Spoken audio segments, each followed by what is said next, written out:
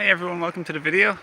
My name is Owen Fox and I'm from Ireland, and in this video I want to talk about my 3 weeks all raw experience that I've just finished, followed by 1.5 days of too much cooked food, followed by yesterday Fruitarian.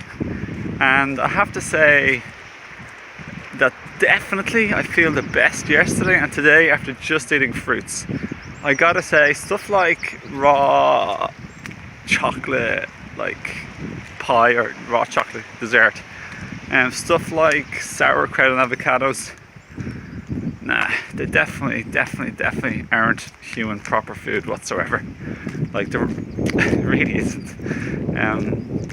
Cooked food definitely makes me feel the worst. Cooked food, whoever thought about throwing our food in the fire, it was an interesting moment for humanity, but it interfered with taking our sixth sense, third eye, sixth sense, slowly away through, just not. So anyway, let me get on to the 3 weeks experience of all raw. Around one of those 3 weeks was eating Fruitarian, and the rest of it involved fairly regular sauerkraut and avocado, or chocolate dessert, or both. I found that for the most part it was the easiest 3 weeks of all raw that I've ever done in my life. It actually seemed effortless. It was like very easy.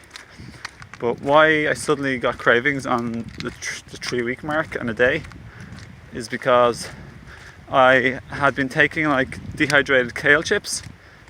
As I already mentioned, the dehydrated chocolate dessert. And I've been taking some dates and bananas lately as well. And the dates are just ordinary dates which are dehydrated too. They're not like super dry because they weren't like the proper dried dates, but they just obviously they have a certain element of dehydration for preserving them, So basically that led me to being constipated, kind of, like, Like, usually I'm never like having constipation because I eat a mostly raw diet. I'm pretty much vegan for 13 years. So with exceptions for sure. I've definitely made many small vegan exceptions or whatever. But for 99%, like, nearly all the time, I'm nearly always like 100% vegan for sure, easily. Like, it's only the rare exception, just to be transparent. But I found that easier and easier too. Over time, all of my cravings have reduced. All of those various off moments of feeling like weak to the cravings, or susceptible to having cravings in the first place. And I know why this is the case, everybody. It's got to do with your gut biome and your level of detoxification and withdrawal symptoms as you detoxify, along, as I said, with your gut microflora. They have cravings too. So your gut flora depend on what you feed them and your regular food. So it takes time to repopulate, as well as to detoxify enough so you don't get the cravings. So that's why this has been like a very easy, effortless 3 weeks of my life being all raw. And I have to say, even after eating like beautiful like landscape here, even after eating all raw for cooked food for a day and a half, I definitely overate. I find cooked food like extremely addictive. They say it's more addictive than heroin, and I believe it, because I was actually even thinking yesterday, like, I'm not going to, definitely not, but I even had the funny thought, like, I wouldn't mind almost just trying some of these other drugs, because I haven't really tried many drugs in my life at all, like basically hardly none really, kind of just caffeine, alcohol, and I never really had much caffeine in my life really, to be honest. Definitely alcohol is the one I abused the most. I've definitely abused cooked food by overeating and not being able to stop, tiring my organs, digestive system, wasting my energy and definitely had an addictive relationship to cooked food. Some people say like the cheese, scientists even said cheese is more addictive than I think heroin. There's opiate-like substances in it which are like heroin apparently, but I don't know all the science of it really, in all fairness, and I don't want to know. I find it's a little bit irrelevant, especially for me in my life practically, and for most people. But pretty much, I even heard a story on the internet yesterday or 2 days ago by Lauren Lockman. He said one of the people who he knew She was a raw foodist for like 3 years, fully. She decided one day to have some beans and rice, and that was 5 years ago, and she hasn't been able to go all raw, even though her health has declined and she has issues. And she wanted to be all raw because truly and utterly, cooked food is extremely addictive and habit forming, at least for a lot of people.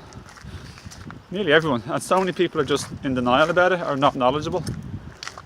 And they're just constantly in the cooked food habit, always. Cooked, hooked and cooked. Now, just to let you know, everybody, some people have cooked food in reasonable moderation. They may not have the worst foods, or they may have some of the bad foods sometimes that tires them out and will lead to premature aging and premature death ultimately. Because at the end of the day, our lifespan and our health is an accumulation of all the positives and negatives we do in our lifetime. That's why as you get old, it's not aging, it's an accumulation of mistakes, hundreds of thousands of them, and compared to the positives. So I just want to let you know that I'm not like anal about this. It's just a topic. It's not who I am, it's not my identity. I don't even call myself vegan or raw foodist or vegetarian or anything. Just call myself human and a divine being. That's all. And that's the same as everybody. So there's no separation or distinction or difference. Because we all have different hobbies and interests. We all have different things that we like. But that's not who we are. And if we change our hobby for a while, it doesn't mean I'm different or better than you. Same with our health choices. Obviously, birds of a feather flock together, and there's more than just who we are is based on diet also. For example, I'm using that analogy, birds of a feather flock together. I might like people who are interested in more self-awareness, healing, self-honesty, and just gradually improving. I don't resonate with the people who aren't interested in that and they're just all about diet, because they're still often very, very emotionally immature and just immature in general. And oh, sorry about that. I'm just trying to get by. Whoa, a big puddle. So I'm not sure where I was going exactly there. Yeah, just resonating with different energies. We're an accumulation of so many different traits and energies within ourselves. Holy fuck. I think this fell down. That yeah, I know it was a bit close. But that's good though, because that was the only dangerous place. That's really good, I'm really glad. That's fantastic. I wonder if they did that or it just naturally happened. I think it naturally happened.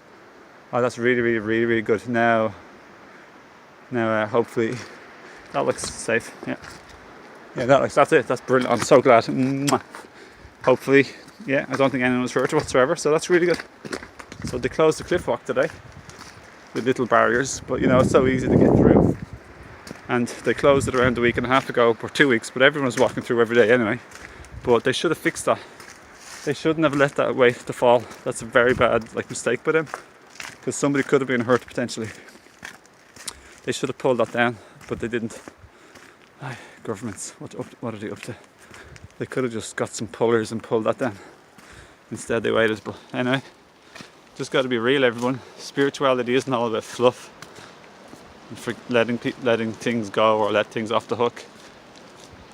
It's about sincerity and it's about being grounded in the physical world, but just embodying nice subtle qualities like what they call virtues or self-growth and expansion. But I know I've totally got off track in this video, everybody. But I hope you've enjoyed my ramble.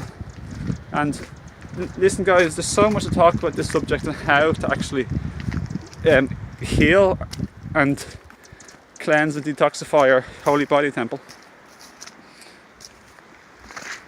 Puddles. And how to get off the cravings. I must make a video on that, to be honest, because I know how. And it's not that complicated. It's pretty simple, to be honest. And it has immediate effects. And it makes your life so much easier. It's made my life extremely easier and simpler. just to have less like infatuation and obsession and compulsion with food, which is distracting and time consuming, and it also robs us of our energy and our goals if we have goals for greater health and mental and emotional performance as well as physical performance. I have goals for all of those three.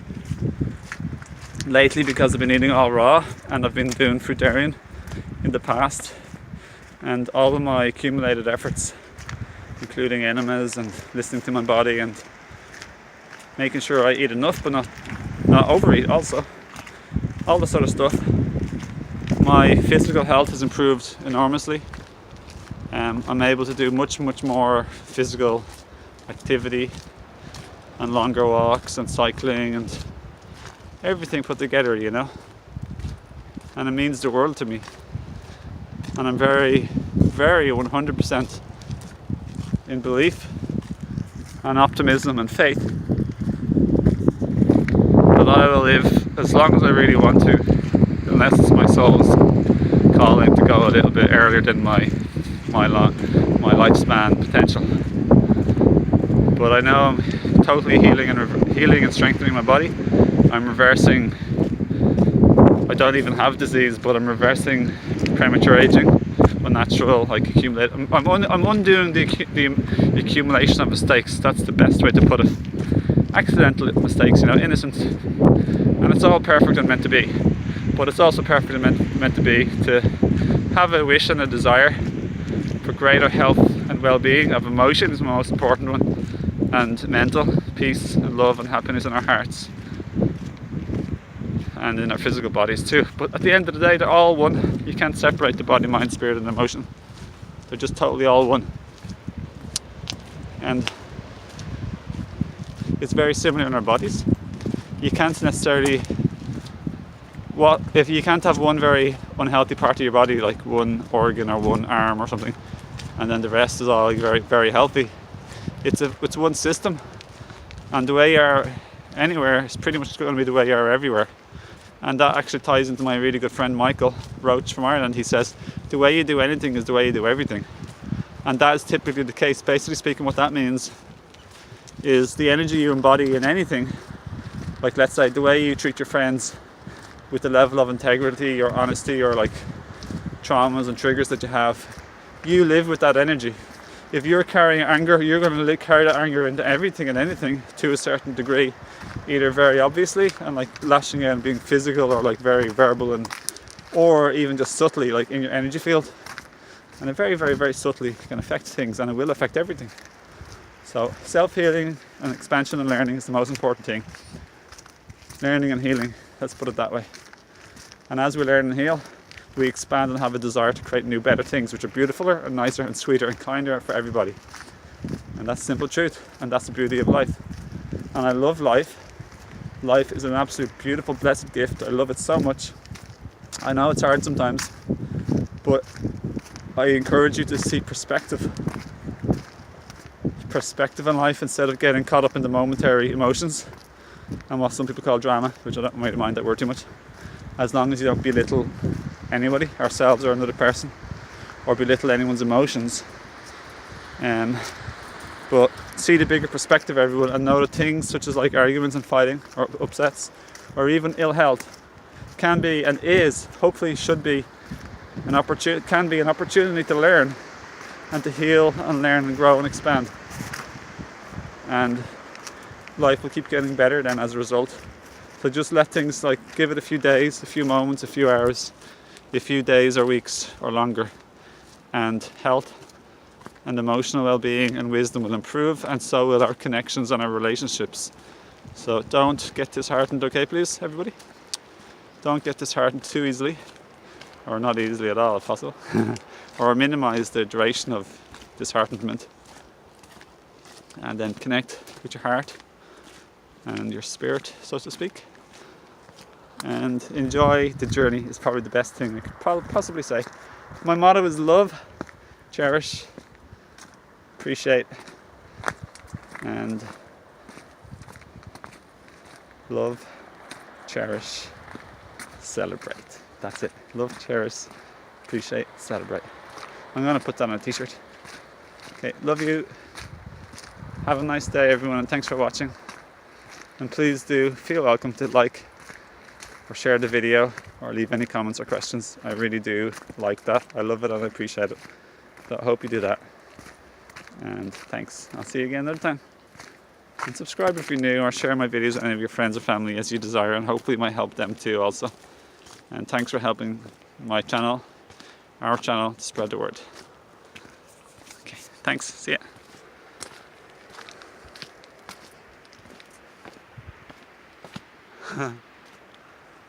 Ah, so sweet. Such nice fresh air as well.